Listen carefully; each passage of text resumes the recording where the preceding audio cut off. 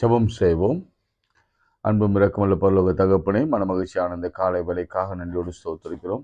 காலைதோறும் நம்முடைய கிருபை புதிதாக இருக்கிறதுக்காக நன்றி செலுத்துகிறோம். கடந்த இரவிலே நீர் கொடுத்த நல்ல சுகம் பலன் ஜீவன் ஆரோக்கியத்திற்காக நன்றி செலுத்துகிறோம். நாங்கள் நிற்பதும் நிர்மூலமாகாமல் இருப்பதும் கர்த்தருடைய கிருபையே. உடைய இரக்கங்களுக்கு முடிவில்லை, அவை காலைதோறும் புதிதாக இருக்கிறதுக்காக ஸ்தோத்திரம். எல்லாரும் என்னோடு சேர்ந்து சொல்லுங்க. உன்னதமானவரின் மறைவில் இருக்கிறவன் சர்வ வல்லவரின் நிழலில் தங்குவான். நான் கர்த்தரை நோக்கி, நீர் என் அடைக்கலம், என் கோட்டை, என் தேவன், நான் நம்பியிருக்கிறவர் என்று சொல்லுவேன். அவர் உன்னை வேடனுடைய கண்ணிக்கும் பாழாக்கும் கொள்ளை நோய்க்கும் அவர் தப்புவிப்பார். அவர் தமது சிறகுகளாலே உன்னை மூடுவார். அவர் சட்டையின் கீழ் நீ அடைக்கலம் புகுவார். ஆபத்தில் நானே அவனோடு இருந்து அவனை தப்புவித்து அவனை கனப்படுத்துவேன். நீடித்த நாட்களால் அவனை திருப்தியாக்கி ரட்சிப்பை காணும்படி செய்வேன். இயேசுவின் நாமத்தில் ஜெபிக்கிறோம் நல்ல பிதாவே, ஆமென். பிரியமானவளே, என் ஆத்துமா வாழ்வதைப் போல எல்லாவற்றிலும் வாழ்ந்து சுகமாயிரு மகளே என்ற பாடலை நாம் பாடுவோம்.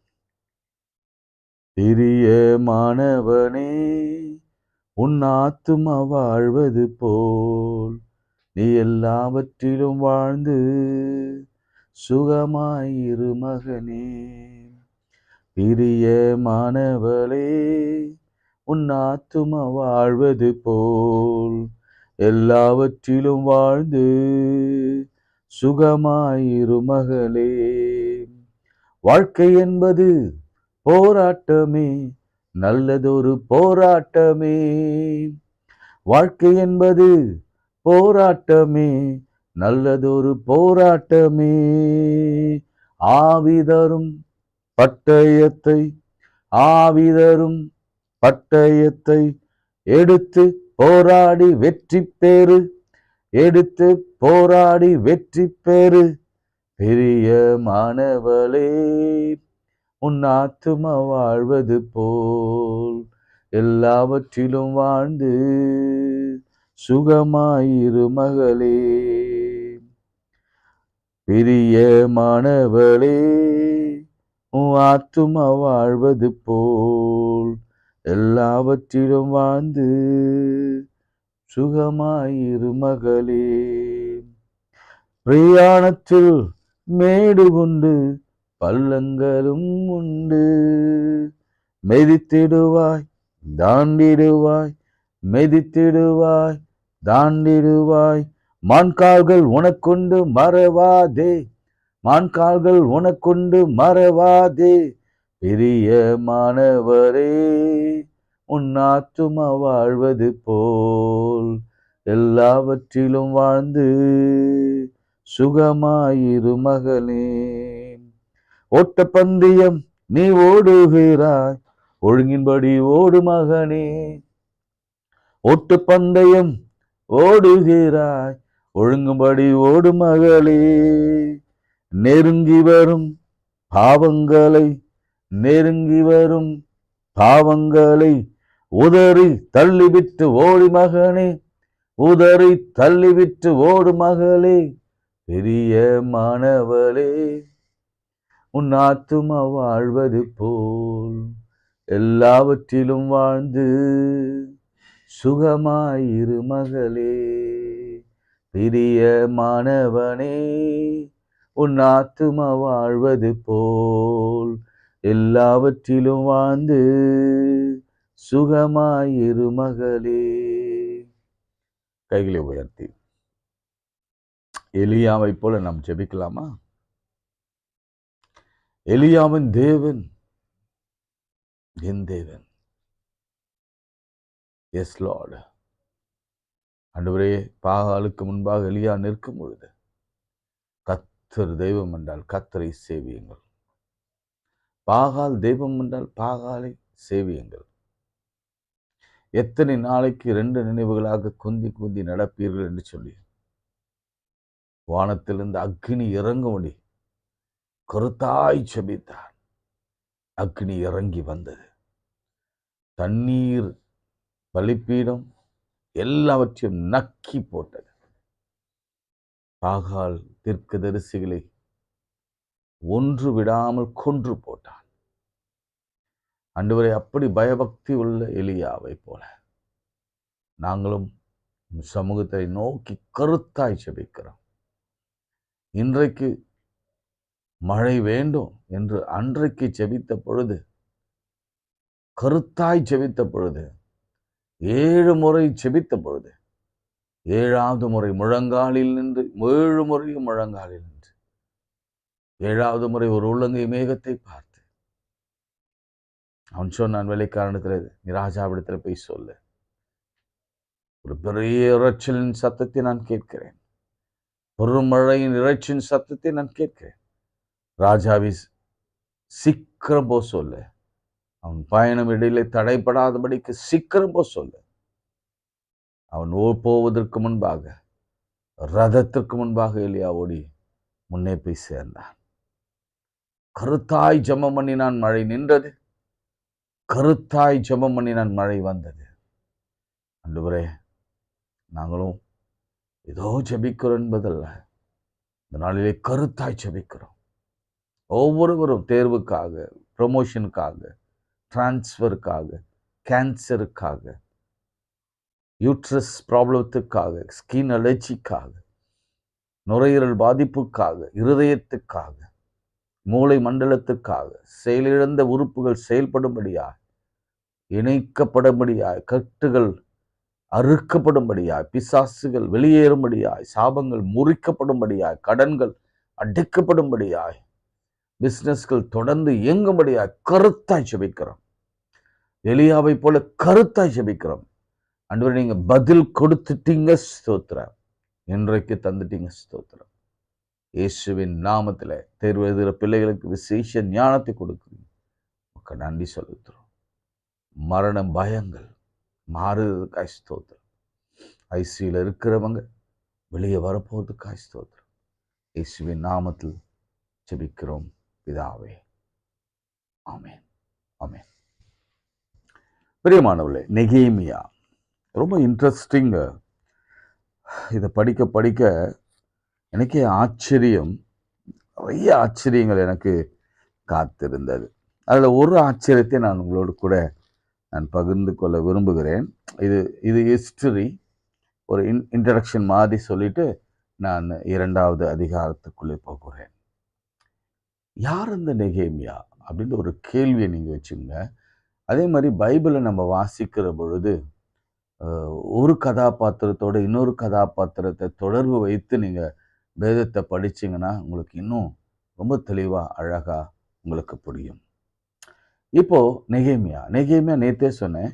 நெகேமியா பேரின் அர்த்தம் என்னென்னா, யாவே கம்ஃபர்ட்ஸ், கர்த்தர் ஆறுதல் அளிக்கிறவர், கம்ஃபர்ட்ஸ், யாவே கம்ஃபர்ட்ஸ்.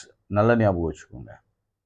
சரி, இவர் எங்கே இருந்தார் என்பதை நம்ம ஃபர்ஸ்ட்லேயே நம்ம பார்க்கலாம். 2ஆம் அதிகாரம் 1 வசனத்தில், அர்த்தசஷ்டா ராஜாவின் 20ஆம் வருஷம் நிசான் மாதத்திலே. Right, okay. நிசான் மாதம் என்பது ஏப்ரல் மாதம். நல்லா கவனிச்சுக்கோங்க, ஏப்ரல் மாதம். 4 மாதம் இவன் அந்த செய்தியை கேட்டு வீட்டிலேயே அவன் முடங்கி கிடந்தான். இப்போ 4வது மாதத்துல ராஜாவிடத்துல போகிறான். அந்த ராஜா பேர் தான் அர்த்தசஷ்டா அப்படின்னு போடப்பட்டிருக்கிறது. யார் அவர்? இதை புரிஞ்சிட்டிங்கன்னா நம்ம எளிமையா வேதாகமத்தை நம்ம அறிந்து கொள்ளலாம். அர்த்தசஷ்டா ராஜா என்பவர் ஆகஸ்வேரு ராஜா என்று அழைக்கப்படுகிறது. இதுதான் நமக்கு வரலாறு கற்றுக் கொடுக்கிற பாடம். யார் அந்த ஆகஸ்வேரு ராஜா? ஆகஸ்வேரு ராஜா தான் வஸ்தியின் கணவர்.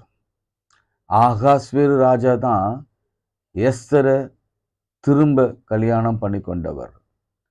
ஆகாஸ்வேரு ராஜா காலத்துல தான் மொர்தெகாய், ஆமான் என்பவர்கள் எல்லாம் அந்த எஸ்தர் புத்தகத்தை நாம் வாசிக்கிறோம். இப்போ அந்த ஆகாஸ்வேரு எஸ்தரை திருமணம் செய்தார். எஸ்தர் யாருன்னா மொர்தெகாயின் மகள் அப்படின்னு சொல்லப்படுகிறது. ஓகே, அதையும் நீங்கள் நல்லா அறிந்து கொள்ளுங்க. ரைட். இப்போ யார் இந்த நெகேமியா அப்படின்னா, நெகேமியா வந்து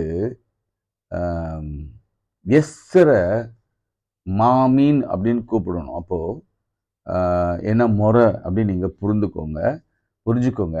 அதாவது மொர்தெகாயின் தம்பி மகன் என்று சொல்லப்படுகிறது. நல்ல ஆய்வில் அது சொல்லப்படுகிறது. அப்போது எஸ்தரை வந்து அத்தை அல்லது மாமி என்ற உறவில் தான் அழைக்கப்பட வேண்டும். இன்னொரு பதிவை நான் சொல்ல விரும்புகிறேன். இன்னொரு ஹிஸ்டரியை சொல்கிறேன். எஸ்தர் ரெக்கமெண்ட் பண்ணி தான் இந்த நெகேமியா ஆகாஸ்வேரு அல்லது அஸ்தசஸ்டா ராஜாவின் இடத்துல பானபாத்திரனான மெய்காப்பாளனாக அவன் சேர்க்கப்பட்டான். அவ்வளோ இன்ஃப்ளூயன்ஸ் பண்ணி தான் அந்த முக்கியமான பொறுப்பை எஸ்தர் தான் அவளுக்கு நெகேமியாவுக்கு வாங்கி கொடுத்ததாக நான் வரலாற்றிலே அதை படித்தேன், கேள்விப்பட்டேன். ஸோ ரிலேஷன்ஷிப்பை பாருங்கள், நல்லா கவனிங்க.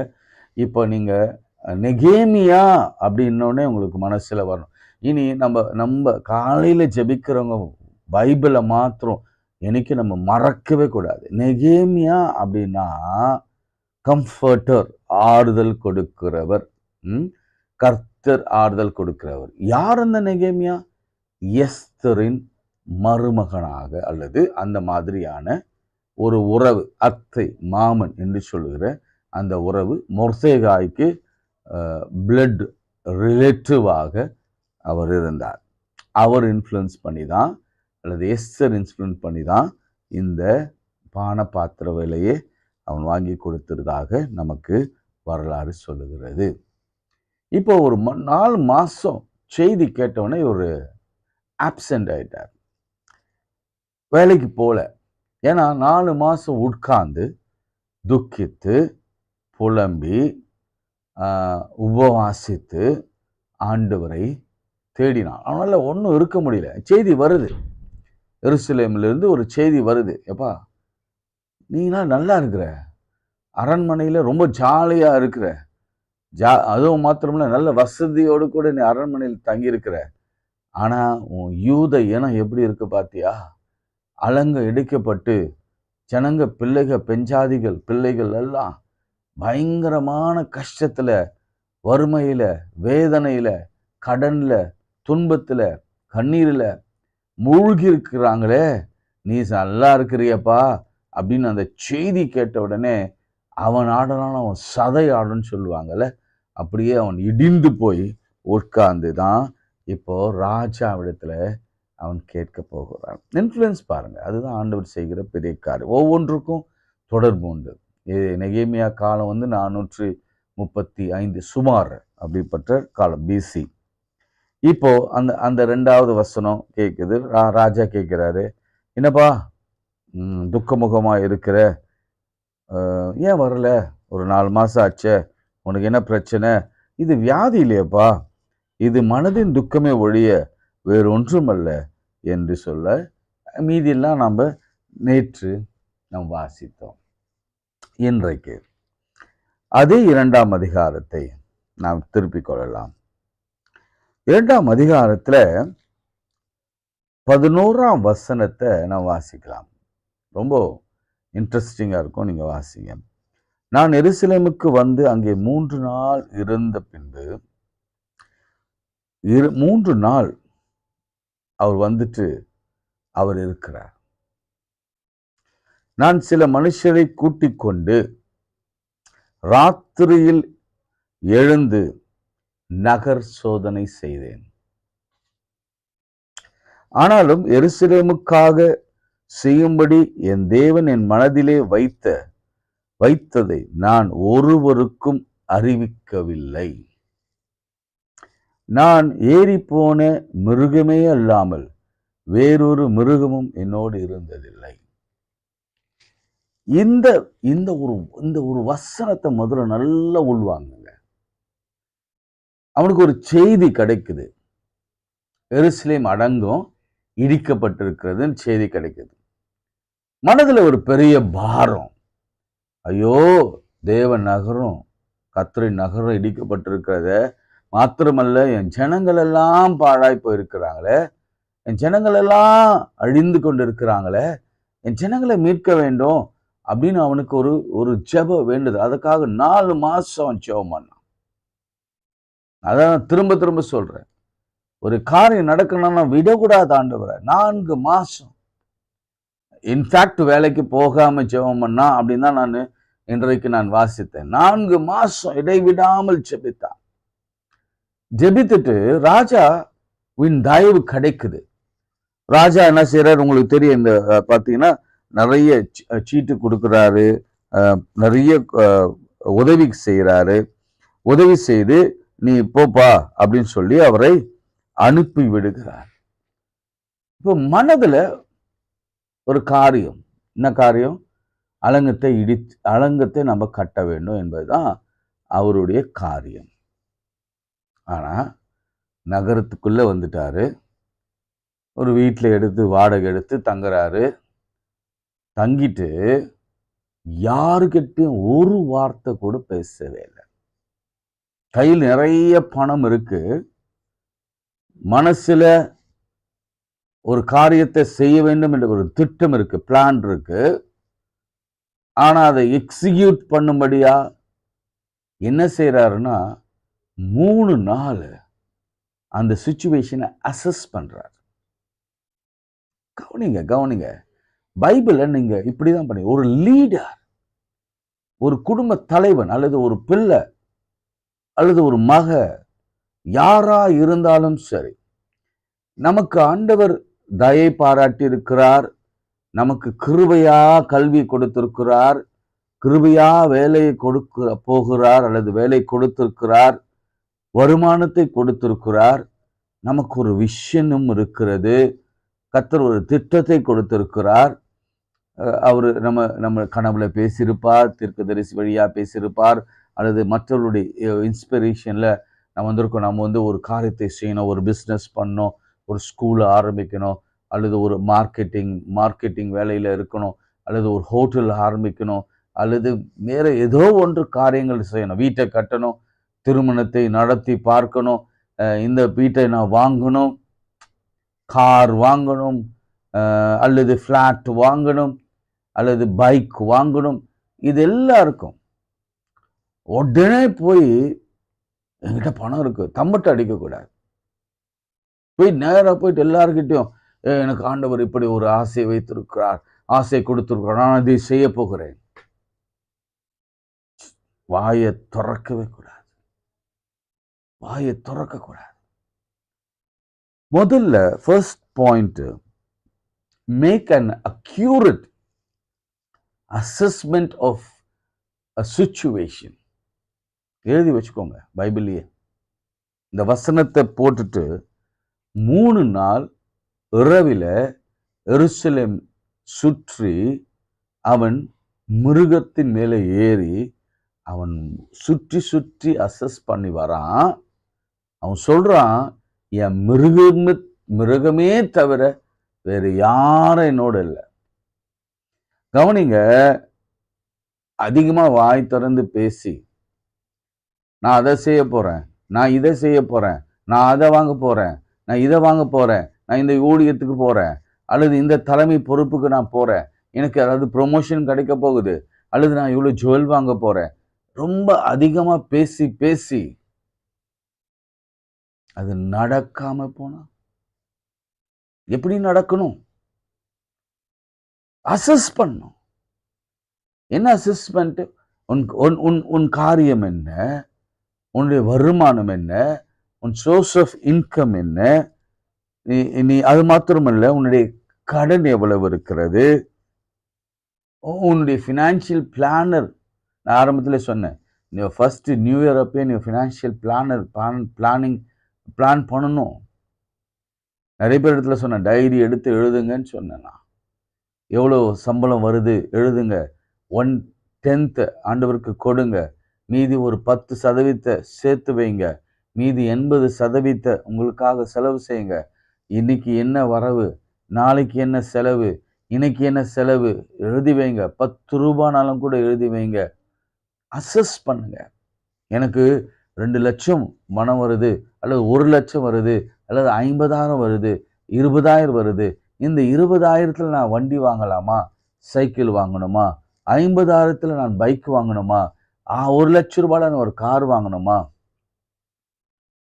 கவனிங்க, இங்க ஒரு இந்த ஃபினான்ஷியல் அட்வைசர்லாம் சொல்வாங்க. அதாவது உங்களுடைய வருமானத்தில 35% மேல கடன் இருக்கக்கூடாது. 1 லேக் வாங்கினீங்கன்னா 35,000 வரைக்கும் தான் கடனை வைத்திருக்கணும். ஆனால் வேறஸ் நாம என்ன பண்ணியிருக்கிறோம்? 1 லட்சம்னா 80,000 கடன் வச்சிருக்கிறோம். 20,000 வச்சு நீங்க எப்படி ஓட்ட முடியும்? 2 லட்சம்னா 40, 80 அல்லது 80,000 அல்லது 1 லட்சத்துக்கு மேல கடன் வச்சிருந்தா மீதி எப்படி நாம் நடத்த முடியும்? அசஸ்மெண்ட் இல்லாத ஒரு வாழ்க்கை. இன்னைக்கு ஆண்டவர் ஒரு முக்கியமான செய்தியை இந்த லெந்து நாட்களில நம்மோடு கூட பகிர்ந்து கொள்ள விரும்புகிறார். சரி, இது வரைக்கும் மார்ச் வரைக்கும் நீங்க வந்துட்டீங்க. ஆனா இது வரைக்கும் உங்களுக்கு ஒரு திட்டமிடுதல் இல்லை, ஒரு பிளானிங் இல்லை. இது புதிதா நிறைய பேர் கேட்பீங்க. என்னுடைய பிரசங்கத்தை நீங்க முன்னே போய் யூடியூப்ல நீங்க பார்த்தீங்கன்னா உங்களுக்கு தெரியும். ஹவு டு பிளான் என்றுலாம் நான் நிறைய பேசியிருப்பேன். திட்டமிடாமல் எந்த காரியத்தையும் நாம் செய்யக்கூடாது. நீதிமொழிகள்ல நான் ஏற்கனவே சொன்ன வார்த்தை எனக்கு உங்களுக்கு நினைவு இருக்கும்னு நினைக்கிறேன். நீதிமொழி 29ஆம் அதிகாரம், தீர்க்க தரிசனம் இல்லாத இடத்தில் ஜனங்கள் சீர்கட்டு போவார்கள், வேதத்தை காக்கிறவனும் பாக்கியவான். தீர்க்க தரிசனம் இல்லாதவர் இடத்துல ஜனங்கள் சீர்கெட்டு போவார்கள். அப்போ ஃபர்ஸ்ட் நம்ம நெகேமியாவிடத்தில் கற்றுக்கொள்ள வேண்டிய பாடம் என்னன்னா, அசஸ் செய்யும் காரியத்திற்கு முன்பாக, நீ என்ன செய்ய போறீங்களோ அதற்கு முன்பாக ஒரு அசஸ்மெண்ட்டை பண்ணுங்க. இதை செய்ய போறேன், இதுல லாபம் என்ன, நஷ்டம் என்ன, இதுல வரப்போகிற காரியம் என்ன. இன்றைக்கு நானும் கூட பல தவறுகள், ஆழம் பார்க்காம காலை வைப்பது, அதிக ஆசையோடு கூட சில காரியங்களை செய்வது. நான் எல்லாருக்கும் நான் பேசுறேன். ஆசைக்காரம் மாற்றுவது. இப்படி பலவிதமான தவறுகளை நாம் செய்துவிட்டு பிறகு அவஸ்தைப்படுகிறோம். இன்னைக்கு ஆண்டவர் சொல்கிறார், நெகேமியாவிடத்திலிருந்து கற்றுக்கொள்ள வேண்டிய முதல் பாடம், 3 நாள் ராத்திரியில அவன் போய் வைத்து எல்லாரிடத்திலும் சோதனை செய்தான். எழுந்து நகரத்தை சோதனை செய்தான். ஆனாலும் எருசலேமுக்கு செய்யும்படி என் தேவன் என் மனதிலே வைத்திருந்ததை நான் ஒருவனுக்கும் அறிவிக்கவில்லை. யாருக்கும் சொல்லாதீங்க. அது முடிகிற வரைக்கும் சொல்லாதிருங்க. அது ஸ்டார்ட் பண்ற வரைக்கும் சொல்லாதிருங்க. அதுதான் ஃபர்ஸ்ட் பாயிண்ட். 2வது பாயிண்ட் பார்க்கலாம். 17th verse எடுத்துக்கோங்க. பின்பு நான் அவர்களை நோக்கி, எருசலேம் பாழா இருக்கிறதையும் அதன் வாசல்கள் அக்னியால் சுட்டரிக்கப்பட்டிருக்கிறதையும் நாம் இருக்கிற சிறுமையையும் பார்க்கிறீர்களே. நாம் இனி நிந்தைக்குள்ளாதபடிக்கு எருசலேம் அலங்கத்தை கட்டுவோம் வாருங்கள் என்று சொல்லி, என் தேவனாகிய கரம் என் மேல் நன்மையாய் இருக்கிறதையும் ராஜா என்னோடு கூட சொன்ன வார்த்தைகளையும் அவர்களுக்கு அறிவித்தேன். அப்போது அவர்கள் எழுந்து கட்டுவோம் வாருங்கள் என்று சொல்லி அந்த நல்ல வேலைக்காக தங்கள் கைகளை திடப்படுத்தினார்கள். 2வது விஷயம் என்னன்னா, இப்போ cast the vision of God to your family, friends and with your colleagues. இப்பதான் உங்களுடைய விஷனை நீங்க சொல்லணும். முதல்ல அசஸ்மெண்ட், தென் அதுக்கப்புறம் ஆண்டவர் உங்களுக்கு சொன்ன காரியத்தை, ஆண்டவர் உங்களுக்கு அறிவுறுத்தின காரியத்தை, ஆண்டவர் உங்களுக்கு கற்றுக் கொடுத்த காரியத்தை, அதை எக்ஸிக்யூட் பண்ணுகிற அந்த விஷனை அந்த தரிசனத்தை இப்ப நீங்க சொல்லணும். மக்களிடத்துல, உங்க பிள்ளைகள் இடத்துல, உன் மனைவி இடத்துல, உன் குடும்பத்துல, அல்லது உன் வேலை செய்கிற ஸ்தலத்துல, அல்லது நீ ஒரு பெரிய பிசினஸ் பண்றீங்கன்னா உங்க வேலையாட்கள் இடத்துல இப்ப சொல்லணும். வாங்க எழுந்து கட்டுவோம். வாங்க அந்த கைகளை எனக்கு கைகளை திடப்படுத்துங்க. எனக்கு ஆண்டவர் ஒரு பெரிய காரியத்தை சொல்லியிருக்கிறார். இதனுடைய கரம் வர நன்மையா இருக்கு. அதனால ராஜா என்னோடு இருந்து சொன்ன வார்த்தைகளையும் நான் அறிவித்தேன். ராஜாவும் என் மேல ஃபேவரா இருக்கிறாரு. அவரும் நம்ம நாட்டை நினைச்சு ரொம்ப வருத்தப்பட்டாரு. அவர் உதவி செய்யறேன்னு வேற சொல்லி உதவிகள்லாம் கொடுத்துருக்கிறாரு. அதனால இப்ப நீங்க வருவீங்களா அப்படின்னு சொல்லி நாம அந்த விஷனை இப்ப சொல்லும் பொழுது நிச்சயம் ஜனங்கள் வருவாங்க. பிரியமானவர்களே, உங்களுடைய விஷன் என்ன? What is your vision? What is your vision? எதிர்காலத்தை குறித்து உங்களுடைய கனவு, எதிர்காலத்தை குறித்து உங்களுடைய தரிசனம் என்ன? அது கட்டுவதற்கு எதுவாக இருக்கிறதா அல்லது இடிக்குவதற்கு எதுவாக இருக்கிறதா என்பதை பார்க்கலாம். 3வது 19ஆம் வசனம்.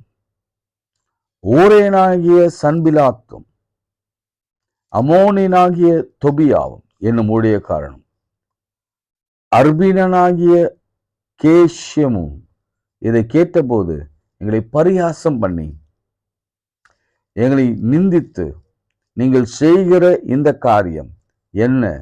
நீங்கள் ராஜாவுக்கு விரோதமாய் கலகம் பண்ண போகிறீர்களோ என்றார்கள். அதற்கு நான் மறுமொழியாக, பரலோகத்தின் தேவனானவர் எங்களுக்கு காரியத்தை கைகூட பண்ணுவார். அவருடைய ஊழியக்காரராகிய நாங்கள் எழுந்து கட்டுவோம் என்று சொல்லி அவர் சொல்றாரு. உங்களுக்கு என்னவென்றால் எருசலேமிலே பங்கும் இல்லை, பாத்தியமும் இல்லை, உங்கள் பேர் விளங்க ஒன்றும் இல்லை என்று அவரோடு கூட சொன்னான். தடை வந்தது. விஷன் வரும் பொழுது வெளியே அதை நடைமுறைப்படுத்த ஆரம்பிக்கின்ற பொழுது இங்க சன்பிலாத்து தொபியா பாருங்க, சன்பிலாத்து தொபியா கேஷேமும் இந்த 3 பேரும் எழுந்து தடை பண்றாங்க. அவ்வளவு எளிதா பிசாசு நம்முடைய காரியத்தை செய்ய விட மாட்டான். தடை வரும். அதனாலதான் ஜாக்கிரதையா ஜெபம் பண்ணுங்கன்னு சொல்லுவேன். உபவாசம் இருந்து ஜெபம் பண்ணுங்கன்னு சொல்வேன். வேதத்தை தியானித்து, அதனால தான் சொன்னோம்ல, தரிசனம் இல்லாத இடத்துல மக்கள் சீர்கெட்டு போவார்கள், வேதத்தை நேசிக்கிறவர்களுக்கோ அப்படின்னு சொல்லி அழகா அந்த இடத்துல சொல்லப்பட்டிருக்கிறது. வேதத்தை நேசிக்கிறவர்களுக்கோ காத்திருக்கிறவர்களோ பாக்கியவான்கள்.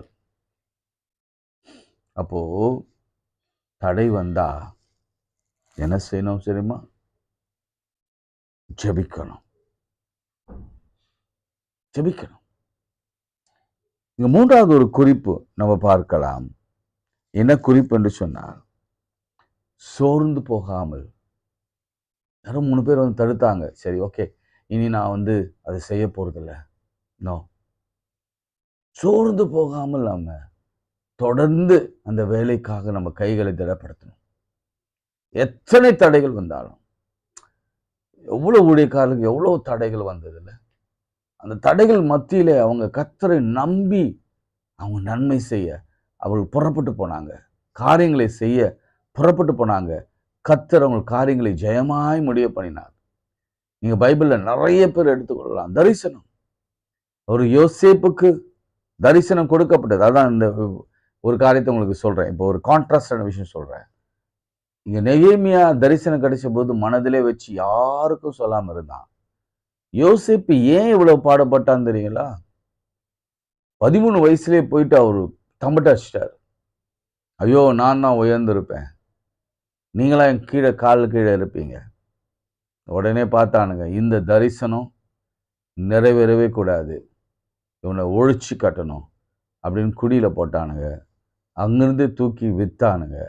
அதன் பிறகு அங்கே போயிட்டு போத்திபார் அரண்மனையில் ஒரு மேனேஜராக இருந்தான். அங்கே மேனேஜர் வீட்டில் போத்திபாருடைய வேலைக்காரன் வீட்டில், அதன் பிறகு போத்திபார் சிறைச்சாலைக்கு போனான். அதுக்கப்புறம் போத்திபார் இடத்துல கவர்னராக மாறினான். ஆனால் அவனுடைய தரிசனம் உடனடியாக நிறைவேறாம போனதுக்கு காரணம் என்னன்னா, உடனே போய் எல்லாரிடத்துல போய் தனக்கு கர்த்தர் கொடுத்தத விஷயனை தம்பட்டம் அடிச்சு பெரும்படித்து கொண்டான். பெருமை அடிச்சதுனால காரியம் கைக்கூட வந்தது, ஆனால் லேட்டா வந்தது. ஆனாலும் அது ரொம்ப ஆசீர்வாதமாக இருந்தது. இங்க 3 பேர் வந்தாங்க. சன்பிலாத்து, தொபியா, கேஷேம். இந்த 3 பேருடைய வார்த்தையை இவன் சட்டை பண்ணவே இல்லை. உங்களுக்கு பங்கும் இல்லை, பாக்கியம் இல்லை என்று சொல்லி அவரை நிறுத்தினான். 4வது ஒரு விஷயத்தை நம்ம கட்டலாம். Hard work. மிக முக்கியமாக ஹார்ட் ஒர்க். இங்க 52 நாட்களுக்குள்ளாக ஒரே ஸ்ட்ரெச்சில் அந்த அலங்கத்தை எல்லாவற்றையும் அவன் எழும்பி கட்டிட ஆரம்பித்தான். That is hard work. மாத்திரமல்ல, ஒரு கூட்டு முயற்சியும் கூட. எல்லாரும் சேர்ந்து இணைந்து ஒரு காரியத்தை 52 நாட்களுக்குள்ளாக செய்து முடித்தார்கள். இதுதான் மிக முக்கியமான ஒன்று. Hard work. 3-4 காரியங்கள் உங்களுக்கு சொன்னேன். ஒரு அசஸ்மெண்ட் இருக்கணும். 2வது, உங்க விஷயனை சரியான நேரத்தில் சரியான நபர்களுக்கு முன்பாக கொடுக்கணும். அதான் பன்றிகளுக்கு முன்பாக முத்துக்களை போடக்கூடாது, அது காலில் உடைச்சி போட்டுரும். அதில் சரியான நேரத்தில் சரியான நபர்களிடத்துல உங்கள் விஷயனை தெரிவிக்கணும். அவசரப்பட்டுலாம் யோசிப்பு மேலே விஷயனை தெரிவிக்கக்கூடாது. இன்னொரு கான்ட்ராஸ்டை சொல்லட்டுமா? மரியாளுக்கு சொல்லப்பட்டது. என்ன சொல்லப்பட்டது? பாவம், வயிற்றில் இருக்கிற பிள்ளை தேவனுடைய பிள்ளை, அப்புறம் பிள்ளை இப்படி வளருவான் அப்படிலாம் சொல்லிட்டு, ஞானத்திலும் வளத்திலும் தெய்வ கருவிலும் மனுஷ தெய்வம் அதிகமாக விருத்தி அடைவார் இப்படிலாம் சொன்னோடனே மரியாதை செய்த காரியம் என்ன தெரியுமா? இதை தன்னுடைய மனதிலே வைத்து சிந்தித்து கொண்டிருந்தாள். நினைச்சிருந்தா போய் தம்பட்ட அடிச்சிருக்கலாம். அவங்க இருந்த பெத்லேகம், யூதேயா நாடுல அவங்க இருந்த இடங்களெல்லாம் போயிட்டு, என் வயிற்றுல இருக்கிற பிள்ளை யார் தெரியுமா? என் வயிற்றுல இயேசு சாமி பிறக்க போறாரு, கர்த்தருடைய பகன் பிறக்க போகிறார். எப்படி பிறக்க போறார் தெரியுமா? அவர் கண்ணி வயிற்றுல பிறக்க போறார், வேதவாசனத்தின்படியே பிறக்க போறாரு. இதெல்லாம் சொல்லி ஒரு வருஷத்தாவியான மேல் நிலையிடும் அப்படிலாம் சொல்லி, எலிசபெத் எப்படி தன் மனதிலே வைத்து அவர் சிந்தித்து கொண்டிருந்தார். பிரியமானவர்களே, இன்றைக்கு கர்த்தர் உங்களோடு கூட என்னோடு கூட பேசி கொண்டிருக்கிறார். ஏதோ ஒரு காரியத்தை அவர் நம்மை செய்யும்படியாக அவர் என்கரேஜ் பண்ணுகிறார். நம்மை உந்தி தள்ளுகிறார். அதை எப்படி செய்ய வேண்டும் என்பதை கற்றுக் கொடுக்கிறார். ஒவ்வொரு குடும்ப தலைவனும் இது செய்யணும். ஒவ்வொரு குடும்ப தலைவியும் அல்லது ஒவ்வொரு இண்டிவிஜுவலும் செய்யணும். ஒரு அசஸ்மெண்ட் வேணும். Cost your vision and then be an encourager.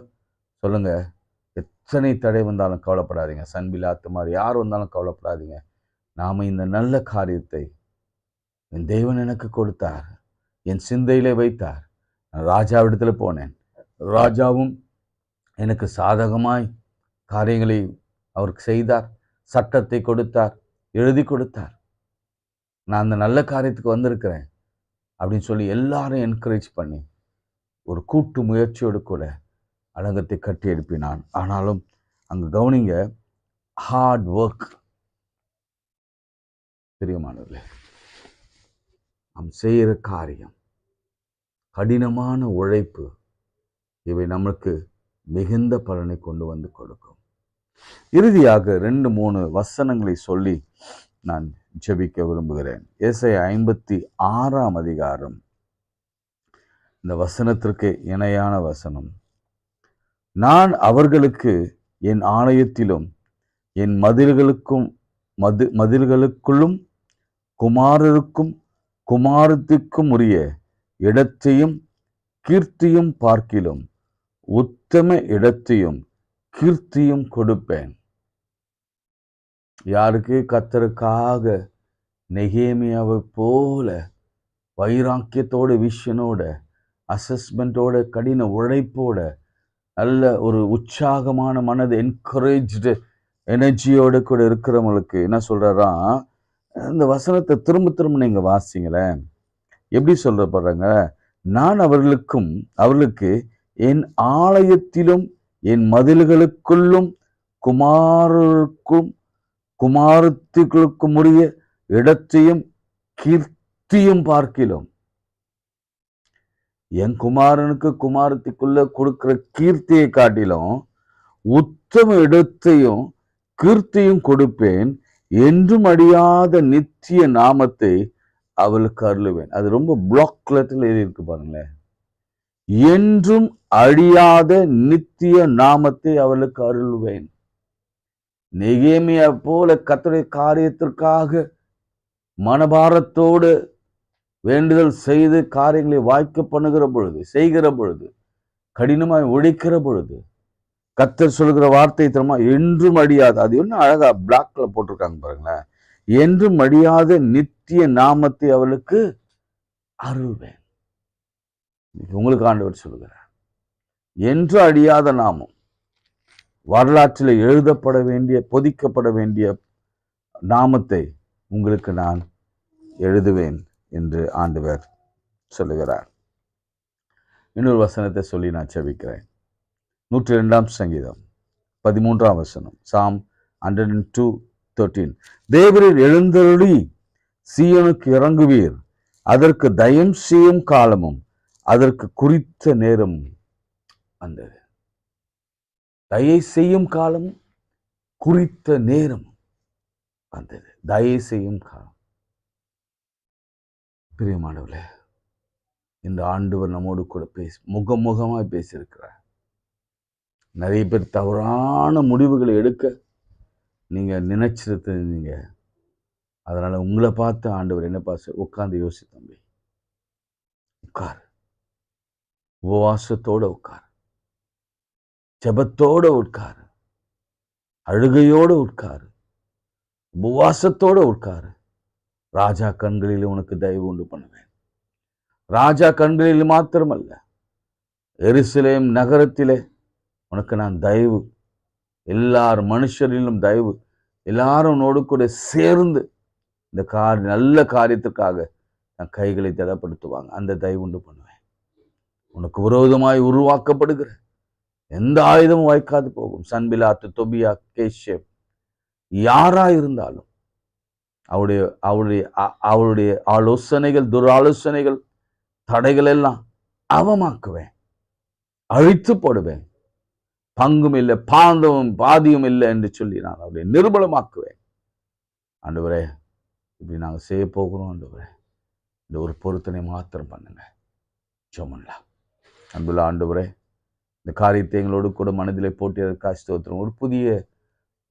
ஒரு புதிய நம்பிக்கையும், புதிய வழியையும், புதிய திட்டத்தையும், புதிய ஆலோசனையும், புதிய விஷனையும், புதிய தரிசனத்தையும் வாழ்க்கையில கொடுத்தபடினால் நமக்கு ஸ்தோத்திரம். ஆண்டவரே, நாங்கள் போகிற பாதையில கர்த்தர் எங்களுக்கு துணையாய், தயவாய் அநேகரை ஏற்படுத்த போகிறதற்காக ஸ்தோத்திரம். ராஜாக்களின் இருதயத்தை கரைய பண்ணி நீர்கால்களை போல திருப்புகிறேன் ஆண்டவர். எங்களுக்காக பரிந்து பேச போகிற தயவுக்காய் ஸ்தோத்திரம். எங்கள் பிள்ளைகளுக்காக நீ பேச போகிற கிருபைக்காய் ஸ்தோத்திரம். விசேஷமாக வியாதி, பலவீனங்கள், சோர்வுகள் மத்தியில எதிர்காலத்தை குறித்து கவலையோடு இருக்கிறவர்களுக்கு கர்த்தர் ஒரு நல்ல எதிர்காலத்தை யோசேப்புக்கு கொடுத்தது போலவே என் தேவன் கொடுக்க போகிற தயவுக்காய் ஸ்தோத்திரம். அவன் செய்கிற காரியங்கள் எல்லாம் வாய்க்கும்படியாய் கர்த்தர் அனுக்கிரகம் பண்ணினதே ஸ்தோத்திரம். தடைகள் வந்த பொழுதும் காரியம் தடைப்படாது என்று சொல்லி முற்றிலுமாய் எல்லாவற்றையும் 51 நாட்களுக்குள்ள முடிக்கிற கிருபை தந்திர நமக்கு ஸ்தோத்திரம். வேலை வாய்ப்பை தாங்க, தேர்வுல சிறப்பாக எழுதட்டும், எல்லா கடன்கள் மாறட்டும், நியூ பிசினஸ் ஸ்டார்ட் பண்ணட்டும், வேலைக்கான வழிகள் திறக்கப்படட்டும், எல்லா வியாதிகளும், பலவீனங்களும், நோய்களும், கேன்சரும் மாறட்டும் இயேசுவின் நாமத்தினாலே. எங்களுக்காக செபிக்கும்படி கேட்ட அனைத்து மக்களையும் கர்த்தர் ஆசீர்வதிப்பீராக, குடும்பமாய் ஆசீர்வதிப்பீராக. அவனுடைய எங்களுக்காக செபிங்க என்று போனிலும் மெசேஜும் போட்ட ஒவ்வொரு பிள்ளைகளையும் கர்த்தர் கண் நோக்கிப்பார். உங்கள் வாழ்க்கையில் அற்புதங்கள், அடையாளங்களை செய்வீராக. இன்று மகத்தான ஒரு நாள், அற்புதத்தின் நாள், கர்த்தருடைய கண்களிலே தயவு கிடைத்த நாள், கர்த்தர் சகாயமாய் நடத்துகிற நாள். இயேசுவின் நாமத்தில் ஜெபிக்கிறோம் நல்ல பிதாவே, ஆமென். ஆண்டவராகிய இயேசு கிறிஸ்துவின் கிருபை, பிதாவாகிய தேவனுடைய அன்பு, பரிசுத்த ஆவியின் ஐக்கியம் நம் அனைவரோடும் இன்னும் என்றும் சதாக்காலம் ஆண்டவர் வடுகு மட்டும் இருப்பதாக. ஆமென். God bless you.